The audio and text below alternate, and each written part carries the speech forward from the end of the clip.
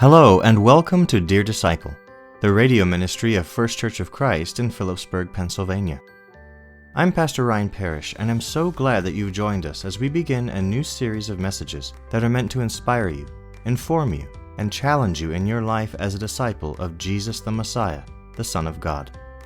If you are not yet a disciple of Jesus, these messages are offered to you in the hope that you will come to understand that you are invited to join Him in His full and endless life, following Him in the way of God's kingdom, and learning from Him step by step how to thrive in that kingdom now and forever.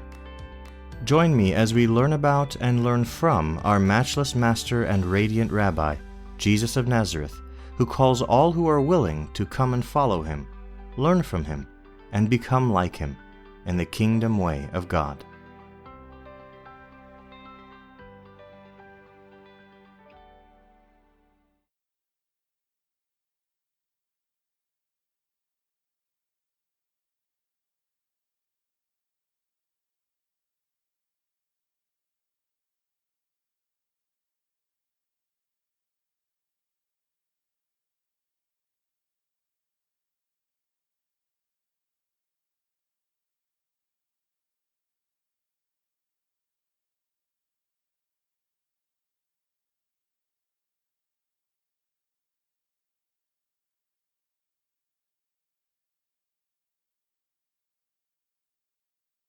But you, Bethlehem Ephrathah, though you are small among the clans of Judah, out of you will come for me one who will be ruler over Israel, whose origins are from of old, from ancient times. That prophecy is from Micah chapter 5, verse 2. And it not only tells us the town in which the promised one, the Messiah, will come. That prophecy tells us that the one to come will be a ruler over Israel. It indicates this ruler will come from Judah. But what's, I think, most striking about this prophecy is that it says that the one being described here has origins that are from of old, from ancient times. Now, there's different things that could mean, and the text itself doesn't really show us exactly which of those options is the right one. And there is the sense in which everybody has roots or origins that are ancient, from of old. All of us come from ancient people, obviously. None of us have a short family line that popped up out of nowhere. But if that was the sense in which Micah was speaking, it wouldn't really be worth saying, right? What's the point of pointing it out if it's true of anybody that's born? So, it could perhaps be referring to someone's lineage, but in reference to something special about their lineage, maybe a reference to a promise attached to an ancient line. And that is something that we see in the book of Matthew as Matthew begins to tell us about Jesus, whom he calls Messiah, the Christ, the Anointed One. Now, the third option is kind of hard to nail down, but it's possible that Micah was hinting at origins that predate human lineage. In other words, is it possible that Micah is pointing to a ruler to come that would be born into the family of Judah, that would be born in a place called Bethlehem, but whose true origins predate the human story or the human family tree? Again, I can't say for certain what exactly Micah meant to communicate on behalf of God there, but I do know that it takes us to Matthew's genealogy, as I mentioned, and that's where, dear disciple, I'd like to spend some time, because as disciples of Jesus, understanding our Master Jesus is one of our chief aims in our lives. And I say one of our chief aims because understanding Him must lead to obeying Him. It must lead to becoming like Him. So I don't want to say understanding Him is the chief aim. I think it's one of several that, when put together, create the chief aim of our lives. We want to please Him. We want to satisfy His vision for our lives. But in order for any of those things to occur, we have to understand Him. Now, Matthew, one of the 12 apostles of Jesus, one of the 12 closest disciples of Jesus during His mortal ministry, he wrote a gospel, or an account of Jesus' mortal ministry, that seems to have been focused primarily on a Jewish audience. Now, that helps make sense of how he begins to tell us in his writings about Jesus, because he begins with what we would call a genealogy. And for the average person, this is not the most scintillating way to begin a tale. Let me tell you the family tree of this most important person ever. Now, I did want to point out that as you turn to Matthew chapter 1, you'll see, depending on your translation, you'll see something along the lines of, this is the genealogy of Jesus Christ, or of Jesus the Messiah. It actually, in the original Greek language, it would say something to the effect of, this is the book of origin, or the book of lineage, the book of descent. And what this speaks to is what you would see in Genesis chapter 5, verse 1, what is, again, Jewish genealogy, tracing primarily through the males, tracing where someone has their roots in the human family tree. Now, this is important to the Jewish people for many reasons throughout their history. But as we see the story through the Scriptures unfolding in the New Covenant, we find out that the lineage of anyone who claims to be the Messiah, the Anointed One, the Christ, that lineage question becomes a really crucial and central question because of promises made and prophecies made. So we're going to be taking a look at this because I want us, if we haven't looked at this before, to see the brilliance of Matthew's strategy beginning here in the genealogy, and why it was, I think, so needed for him to start here, for especially the Jewish audience he probably had in mind. But even if we're not Jewish, I think we can come to appreciate how absolutely crucial it is to see what Matthew's laying out for us here. So I brought up that prophecy in Micah chapter 5, verse 2, the prophecy that mentions Bethlehem and the clans of Judah and a ruler, but also this language of origins that are from of old.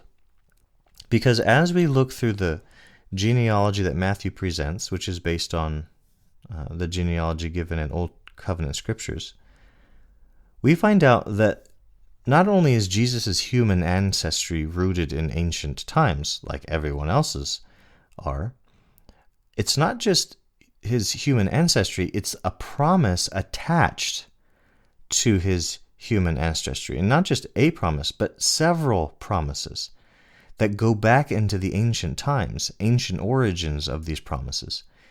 And they're all finding their fulfillment and their culmination in him. And so what I want to do is walk through Matthew's presentation of this and try to take that in and try to really appreciate it. So rather than read through this long list of names that Matthew gives us here in his opening of his gospel, Matthew chapter 1, I wanted to read a few key parts that I think really give us reason to pause and consider, why did he do this way? Before I do that, though, I wanted to point out, you will find another genealogy of Jesus, or family record of Jesus, in the Gospel of Luke. He doesn't begin his gospel that way. He actually holds off on giving you his family record until chapter 3, when he tells you about Jesus being baptized and beginning his mortal ministry to Israel at the age of 30. But he gives a family record. Luke does it differently, though. He kind of goes backwards. He starts with Jesus and goes backward all the way to Adam, actually, calling Adam the son of God. So actually it doesn't stop at Adam, it stops at God in Luke's version of things. Here in Matthew's version of things, he does it the typical way. He starts at the beginning of the family tree that he wants to present. And so in his family tree, we begin with Abraham, and we move forward through the family story until we get to Jesus, whom he calls the Messiah. So here in Matthew chapter 1, verse 1, Matthew begins his whole account of Jesus by saying this, or writing this. This is the book of the lineage, or of the origin of Jesus, the Christ, the Messiah, the Anointed One. Those are all three different ways of saying the same thing, right? So it depends on which language you're using. Jesus the Christ would be the Greek way, Christos. Jesus the Messiah or Mashiach, that's the Hebrew way. Or Jesus the Anointed One, that's the English way. So if you're hearing those words throughout the scriptures, they are interchangeable. They mean the exact same thing, just different languages. So this is the book of origin, or book of lineage, of Jesus the Anointed One. And notice how he frames this. The son of David, the son of Abraham. Matthew is purposefully drawing our attention to two members of the family tree. And he highlights them purposefully as if to broadcast to us, these are of central importance. Now, if you're a Jewish reader of this, either soon after he wrote it or to this present day, if you're familiar with the Hebrew Scriptures as a Jew, you would know that those are important. If you're claiming someone is the Anointed One, the promised king, there would really be no need for Matthew to point out that he's the son of David and son of Abraham, to tell you it's important, but because he knows you already know it's important. He's really driving home the point that this person I'm telling you about, this Yeshua, or this Jesus, he meets the fundamental requirements of family lineage. He is, in fact, a son of David, which is required, and we're going to see why. And he is the son of Abraham, which is required, and we're going to see why.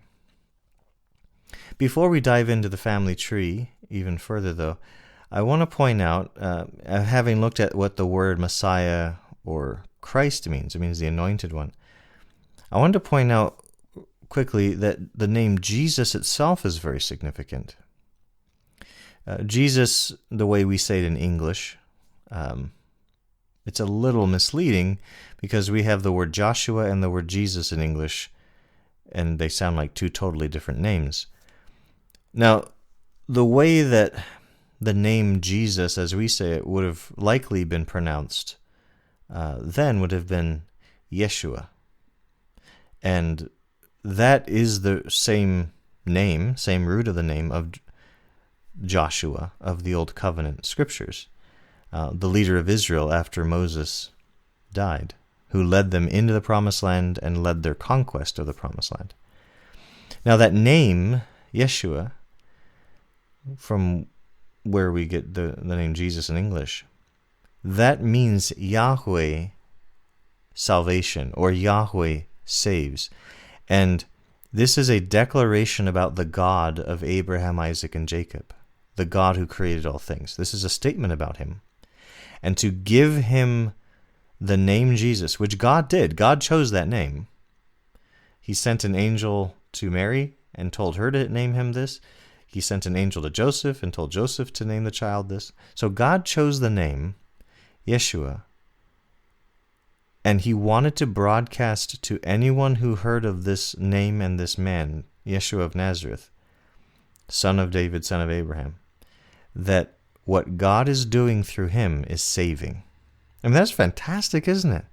Jesus has been anointed to be Yahweh's salvation to whomever would hear and trust in that name. That's so wonderful. I just wanted to mention that before we dive into some more details here.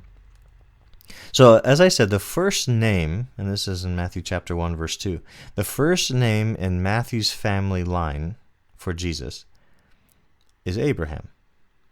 Now, why is it that he highlights that Jesus is the son of Abraham? Why is that such a crucial thing for his Jewish readers to know?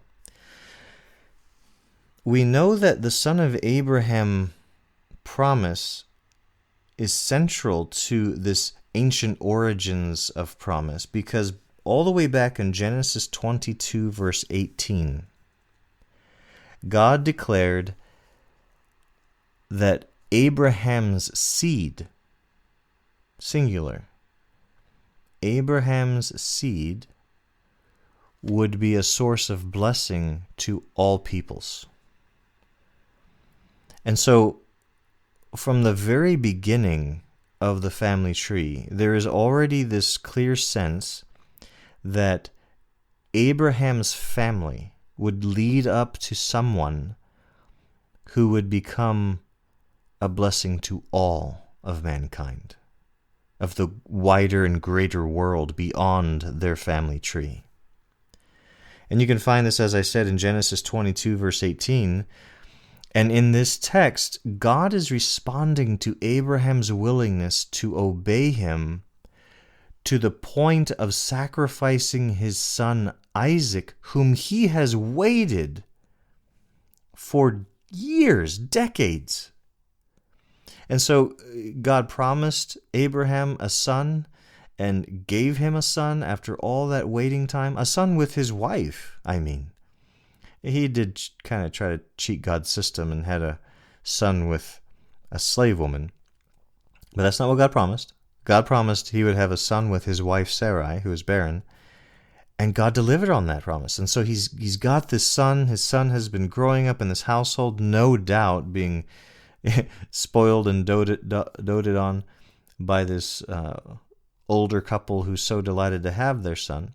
So if you're familiar with the story in Genesis 22, you can imagine how heart-wrenching God's instructions were to Abraham. He said, "Take your son to a mountain I'll show you and sacrifice him there."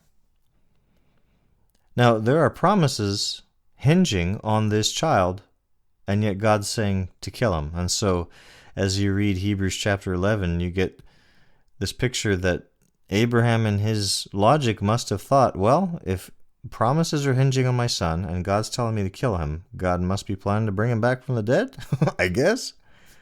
So his incredible faith was on display, and his trust in and loyalty to God was proven beyond a shadow of a doubt. And so in response to that obedience, and this is what Yahweh says, "Because you've obeyed me," and then he gives him the promises of the land and the blessing through his seed, and numerous descendants like the stars in the sky.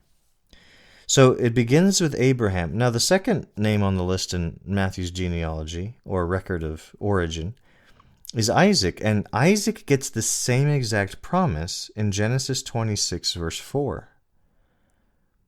What God promised Abraham, he gives to his son Isaac, is a duplicate promise. It lost none of its potency, it lost none of its power in the second generation of this family. Isaac gets the exact same promise. And then Jacob, Abraham's grandson, Isaac's son, he gets the exact same promise from God in Genesis 28, verse 14. So Abraham, Isaac, and Jacob, the first three names in this account of Jesus' lineage, each one of them receives the exact same promise from God in regard to a land that would belong to their family, in regard to the tremendous number of descendants that they would have, and the seed that would be a blessing to all the peoples. And this is absolutely crucial to understand about our Master Jesus. He fits the profile of the one that could be that blessing to all people. Because God announced it ahead of time to his servants Abraham, Isaac, and Jacob, and whoever this is going to be has to be from their family line. It couldn't be through Abraham and his first child Ishmael with the slave woman. It couldn't be. It had to be through Isaac, and that's why he gave the promise to Isaac. And it couldn't be through Isaac's firstborn son Esau. It couldn't be, and that's why God gave it to Jacob, the secondborn. God was really funneling which part of Abraham's family could have this seed of great blessing to all peoples, and it had to be through Isaac's line, had to be through Jacob's line. Well, as you keep going, you find out that it had to be through Judah's line as well. And you'll see this in Matthew's lineage. Jesus comes from Judah's line. Now, if you read Genesis 49, 8 to 10, you find out why that's important. Because Jacob, grandson of Abraham, who received this promise, said to his son Judah as he's blessing him at the end of Jacob's life, he tells him that he will be the kingly tribe. And he says this by saying that his brothers will bow down to him. He says the scepter will not depart from Judah. And he gives in this blessing these pictures indicating that kingship would rest in the tribe of Judah. Well, it's true as we keep going into Matthew's lineage for Jesus that this is exactly how it goes down. As you fast forward the story, you see that the first king of Israel is Saul, who is not from the line of Judah. He's actually from the line of Benjamin, the tribe of Benjamin. But he disobeys God, does not trust and honor God, and so he's rejected as king. The one that's chosen to replace him, even while Saul is still on the throne, the one chosen to replace him, because God's already rejected him and decided he's got to go, is a shepherd boy named David, the son of Jesse. And guess which tribe Jesse's family belongs to? It's the tribe of Judah. And so David, son of Jesse, comes from the tribe of Judah. He's chosen to be the next king. And if you're familiar with that story, I won't go through a lot of it, just to summarize.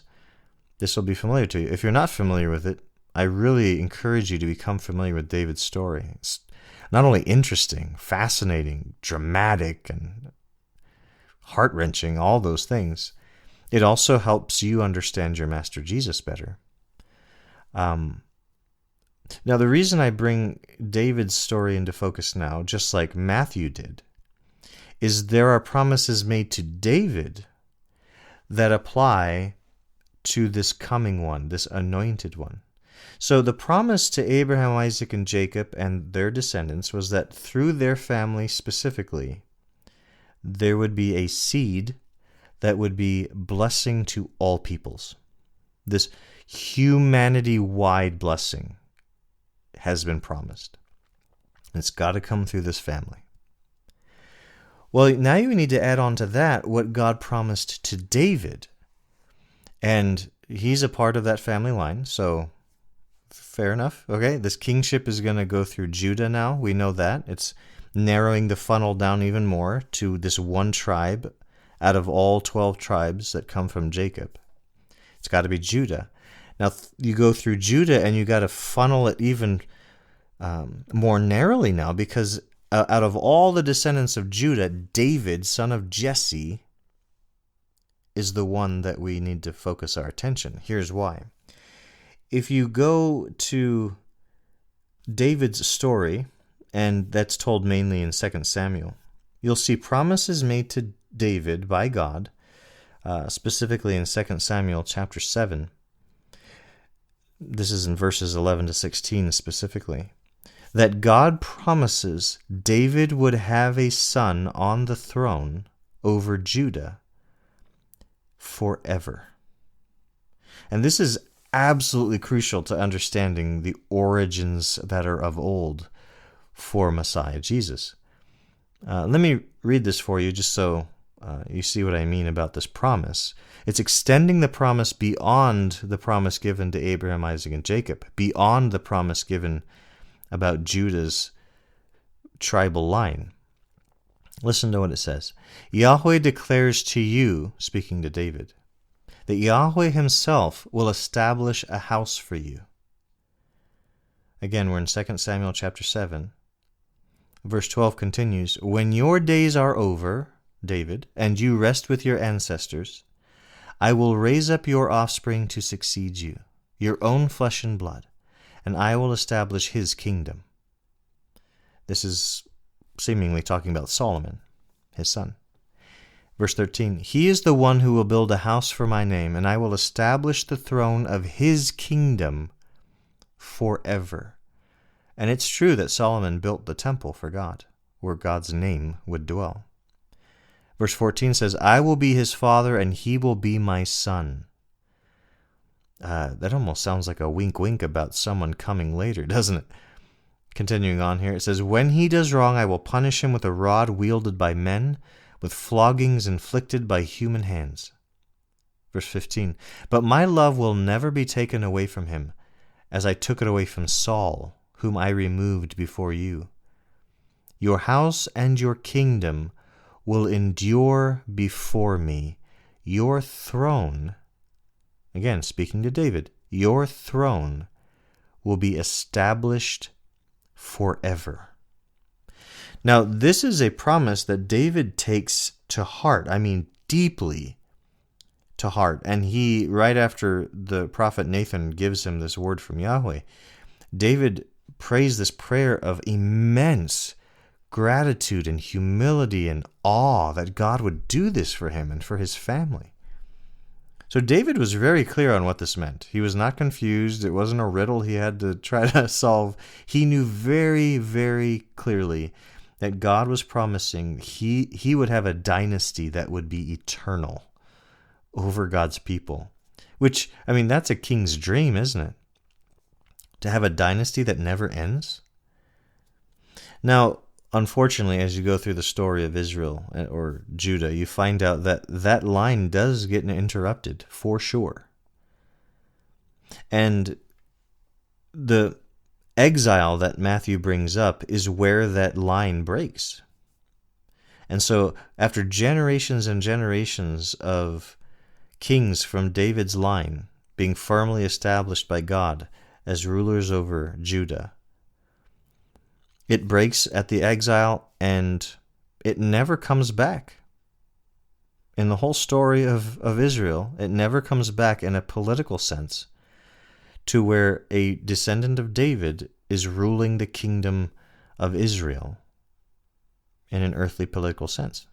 So this clear expectation throughout the story of Israel has been that because God doesn't lie, we are waiting for him to bring back the throne of David to one of his descendants over the house of God, because he told him that he would establish his throne forever.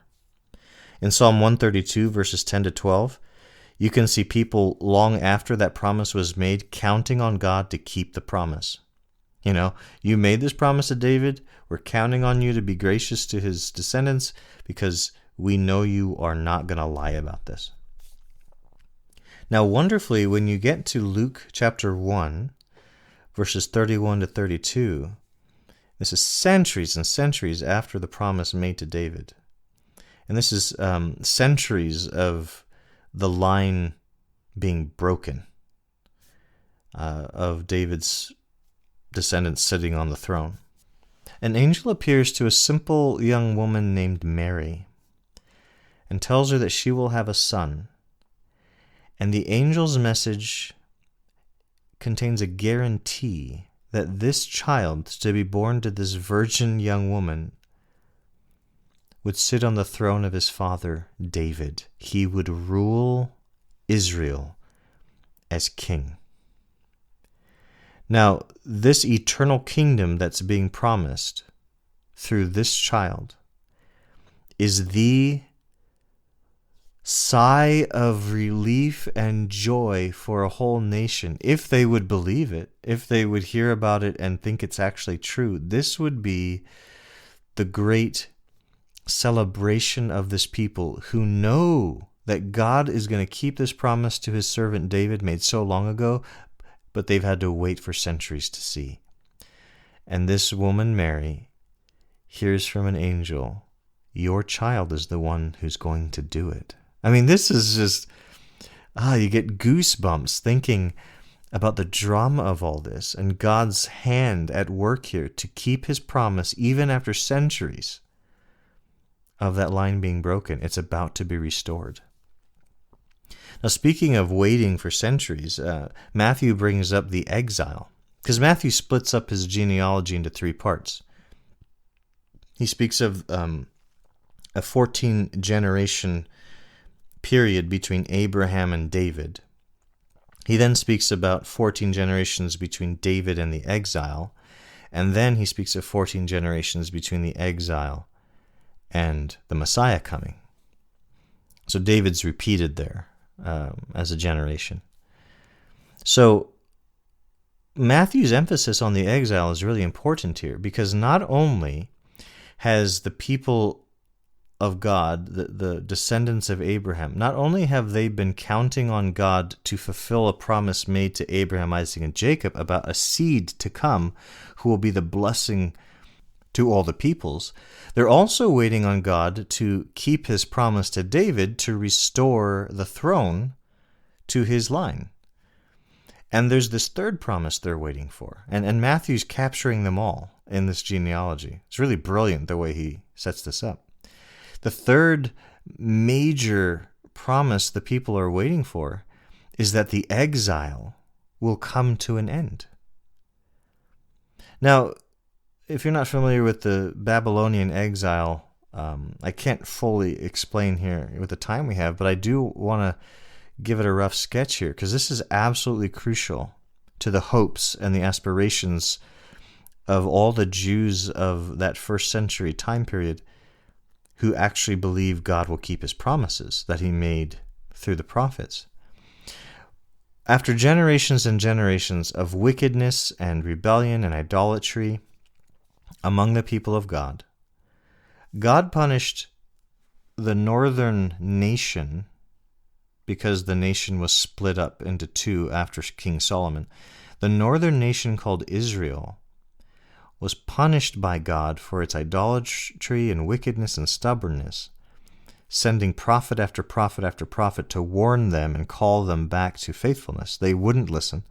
So he sent the nation of Assyria, a brutish, terrible people, to punish Israel and invade their land, take them out of their land, and it was devastating. It was devastating.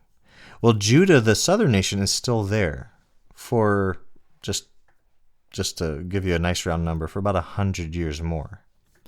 Their kings are not much better. They have a few bright stars, amongst the bunch, but most of them are awful and wicked also. Some of them even worse than the northern kings in Israel. And so after that period of grace that God gave them, that 100 years-ish period, they're really not repenting. They're really not being faithful. So God decides to punish them as well. He sends the nation of Babylon this time to punish them, and their rebellion ultimately leads to the city of Jerusalem being destroyed. The temple is utterly destroyed, and many of the peoples are taken off into captivity, into exile, scattered around the Babylonian Empire. Well, Jeremiah the prophet had made a promise on God's behalf that this would last 70 years.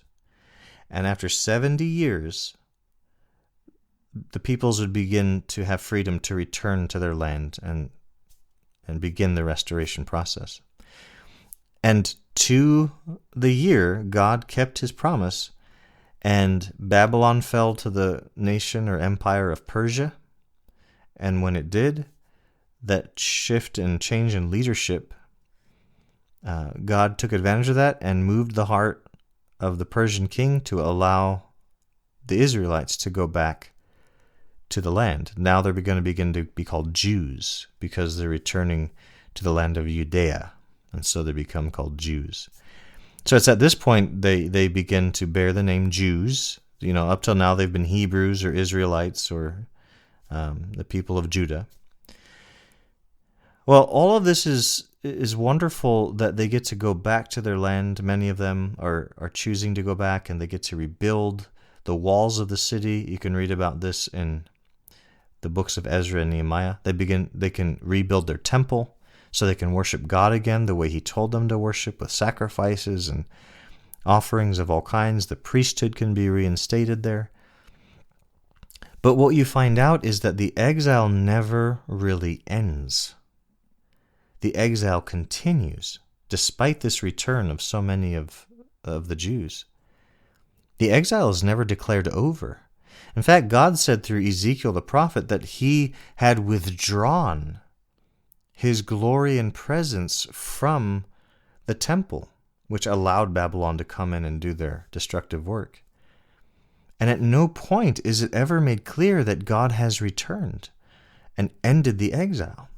And so, all of that to say, when you're reading Matthew's genealogy in Matthew chapter 1, he's pointing to this third great promise that is being anticipated, but not yet seen by the people of God.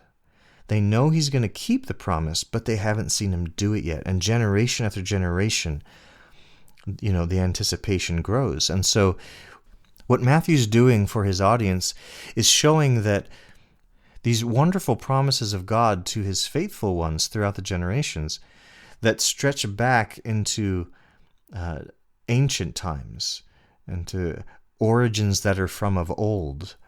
What Matthew is bringing out is that in this one individual born in Bethlehem, named Yeshua of Nazareth, because he's raised in Nazareth, that in this person, all of these promises are coming to their culmination and fulfillment. And this is exciting if you are a Jewish person who knows the story and knows the promises and knows the waiting has been so long and so heartfelt and desperate. This is a fantastic beginning to this message about Yeshua. Yahweh saves, this one who Matthew is declaring from the outset is the Messiah. He is the Christ. He is the anointed one. And he checks the boxes. He is the son of David. He is the son of Abraham. He comes to the line of Judah. All of the things that are in the promise, he fulfills. Now, I want to switch gears a little bit here, and this point has been made by many others. I'm not trying to be novel here. I just want to make sure that this beautiful truth is either brought back to your mind if you've heard it before, or if you've never heard this before. I'd really love for you to see this wonderful element of Matthew's presentation of Jesus' family line, his origins that are from of old. And this has to do with the women that Matthew chooses to include in the family history. This is completely against the pattern of writing genealogies. It's done through the father. This man begat this son, and this son begat that son, and on it goes. And Luke certainly sticks to that pattern in Luke chapter 3. But what Matthew does here is brilliant in that he brings in 3 women into his lineage for Jesus that make some really key points about the role that Jesus would play as Messiah. And so as we go through Matthew's genealogy here, I wanted to point out the women that he decided. And he didn't have to do this. Certainly it wasn't the norm for him to do this. So when he decided to do this, inspired by the Spirit of God, he was really making some big points for his Jewish readers to take to heart.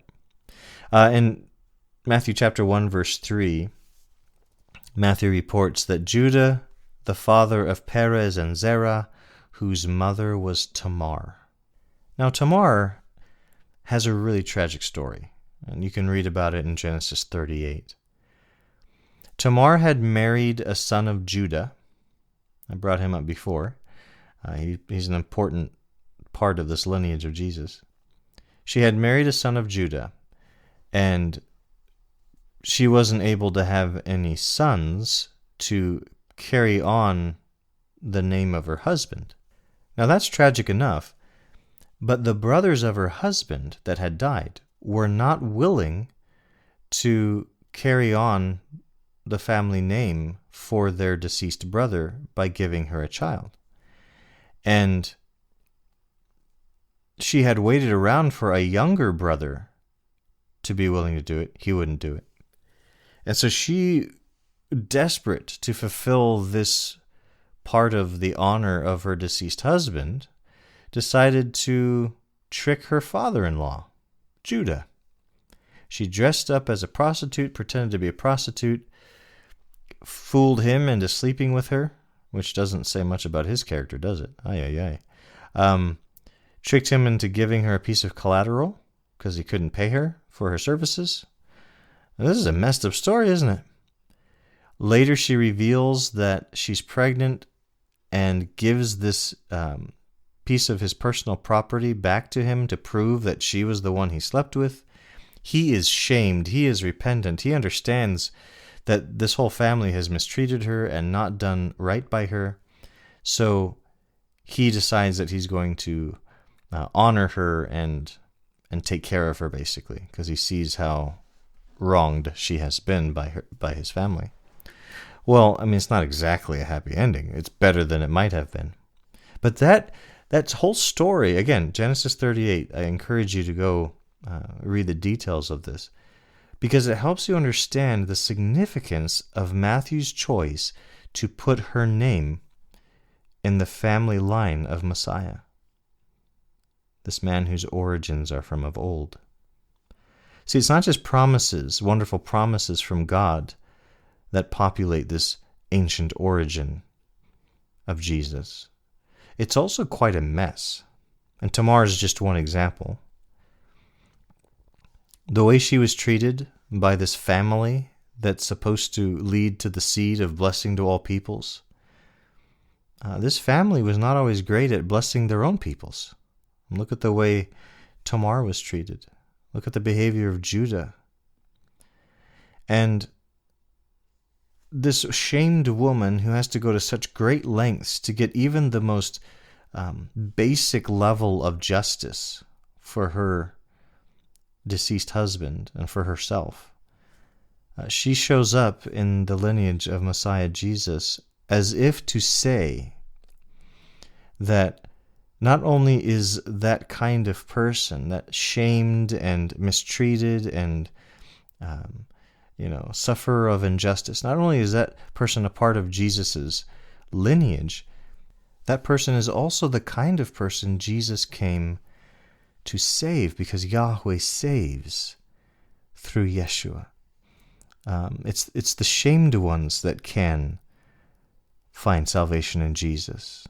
It's not just for those who are upstanding and upright and honorable in the eyes of society. Well, the second female listed in this genealogy for Jesus is Rahab, and this is in verse 5 of Matthew 1. Matthew reports that Salmon, the father of Boaz, whose mother was Rahab. And yes, this is the Rahab of the book of Joshua, the woman who brought in the 2 spies in Jericho and helped them and sent them on their way safely, and even lied to her own people to ensure that they could do so. Now, it's not exactly clear from the text in Joshua chapter 2 what her occupation was. She was an innkeeper, we know that. But we also know from Hebrews 11:31 and James 2:25 she was a prostitute. Now, some have said that innkeeper kind of implies that, in the Joshua 2 account. But you can't necessarily assume that, Maybe she was an honorable innkeeper, just doing a good business. Maybe. But Hebrews and James both make it clear she was in fact a prostitute. And yet she was counted righteous, according to Hebrews and James. She was counted righteous because of her trust in the greatness of Yahweh and her willingness to submit to his purposes. And she told those spies, if you'll remember, she told those spies, we've heard here in Jericho about what your God is doing and what your people are doing to all the peoples you encounter, and we're scared. And so she was willing to turn on her own people, to honor the God Yahweh, the God of the Israelites, to help them in their conquest. And do you remember what she asked for in return? This is how confident she is in the greatness of the God of the Israelites, Yahweh. She says, I'll help you, but what I'm asking in return is that you save my family. That's how certain she is Jericho's going down. She's looking for, the life raft for the people she loves in the city. The spies tell her, if you get them into this place and hang out that scarlet ribbon, whoever's in here with you will be spared. And God kept that word that those spies gave her. That woman who had such a shameful pattern of life. Number one, she's a Gentile. She's a part of the very wicked people of the land that God is going to be judging through the power of Israel's invasion. Remember, God had been dealing with the wicked people of that land for a long time, and he told Israel this. They were his arm of judgment because those people were not listening to God. They were not willing to stop their sin. And so this woman was a part of that culture. And she's a prostitute in her own right, but she's also immersed in a culture of wickedness and sin and idolatry. And yet, it was her responsiveness to the greatness of Yahweh, her willingness to do whatever it took to cooperate with Yahweh, that was considered her righteousness. Now think about that. This woman with that backstory becomes a part of the lineage of the seed of Abraham, Isaac, and Jacob, who would bring blessing to the whole world, to all the peoples of the world. This is fantastic. She becomes a part of the people of Israel because she is spared from the destruction of Jericho, and she becomes a part of God's people. What a fantastic story. That is a hint, it's a whisper of what this Messiah would bring. He would bring hope to the peoples of all the nations, not just Israel. Even the wicked and idolatrous ones, yes. Because through this man Jesus, if you are willing to come in humility and submit to the King and cooperate with his purposes, you are welcomed into his kingdom. You become one of his people, a part of his family. You have a place at his table, and you will find honor. Now, the third woman in the genealogy that doesn't exactly fit, the highest honors of the Jewish standards of things was Ruth. Now, Ruth was a very virtuous woman in the story of Ruth. You read about this in the book of Ruth, which is a wonderful little book.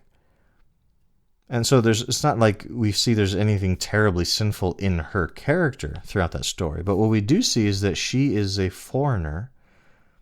She's not an Israelite. She was not raised worshiping the God Yahweh, the true God.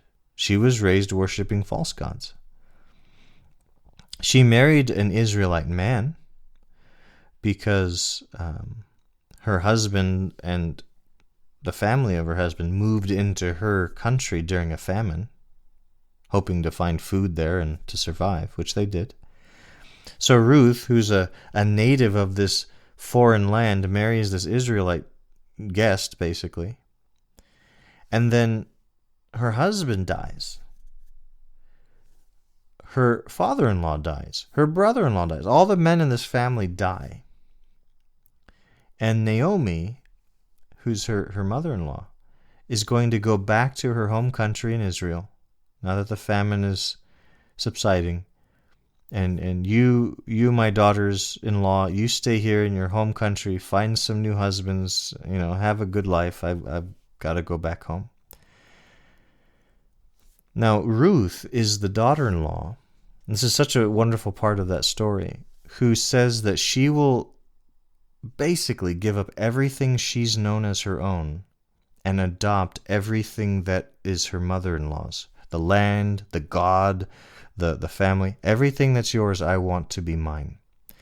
And it's such a beautiful picture of loyalty, even though by all legal rights, she could just move on with her life in her homeland. So she returns with Ruth back to Israel, and there God proves his faithfulness to these widows and takes care of them. And Boaz becomes Ruth's husband through this beautiful romantic story. I mean, not necessarily Hallmark Channel romantic, but it is really a beautiful story of this man's desire to take care of her and to honor her and to really lift her up out of her dire situation because he saw the virtue in her. So Ruth is a foreigner. She's a Gentile. She's someone who does come to honor the God of Israel, but certainly hadn't always. She becomes a great-great-grandmother of David, who would become king. So these women, Tamar, Rahab, and Ruth, are not the pictures of, Israelite women of great godliness and esteem, but they are welcomed into the people of Israel as foreigners. But more than that, they become these highlighted parts of the family tree of Messiah, who's going to bring blessing to all the nations? And the answer is yes, because all three of these women are a foreshadowing of that, aren't they? All three of these women were outside the family of the promise, but were brought into the family of the promise. And that's the picture I believe Matthew was painting for his Jewish audience to prepare them for what they're going to be reading throughout the gospel about Jesus, that he is committing to writing, which is that Jesus is the one to fulfill the promise that through this seed of Abraham, Isaac, and Jacob, all the nations will be blessed. They are going to be welcomed into the kingdom of God if they will but yield and submit and cooperate with the true King, the God of creation. So, dear disciple, I bring this all to you, and there is a lot of information I just gave you, a lot to consider. But lest you think this is purely academic or purely, information-based, I hope that it, for the first time or all over again, woos your heart to love and honor our Master Jesus, whose origins are from of old, from ancient times. Because his mission was not, as he said himself, was not to come to save and call the righteous ones, but to seek and to save the lost ones. He came for those who were outside, but have been welcomed inside. As the great apostle Paul, who learned so much as an apprentice of Jesus about this new and wonderful way of God's kingdom, he wrote to the disciples in the city of Ephesus. This is in Ephesians 2, verse 13.